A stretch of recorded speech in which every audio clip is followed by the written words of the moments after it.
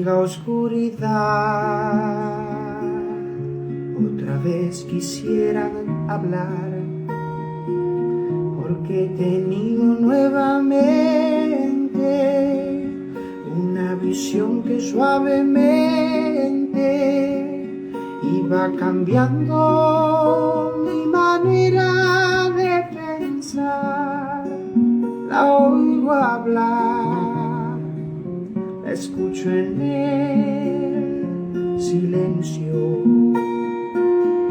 Por sueños caminaba yo entre la niebla y la ciudad, por calles frías desoladas,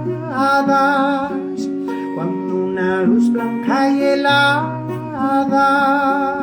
hirió mis ojos y también hirió la oscuridad. La vi brillar, la veo en el silencio. Se arrodillaban a rezar, aquella luz era suyo.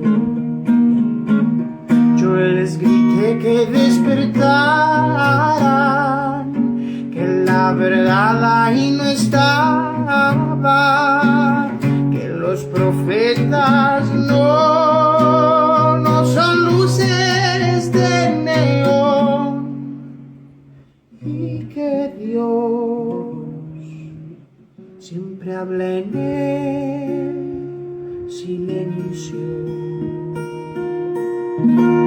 Próxima presentación.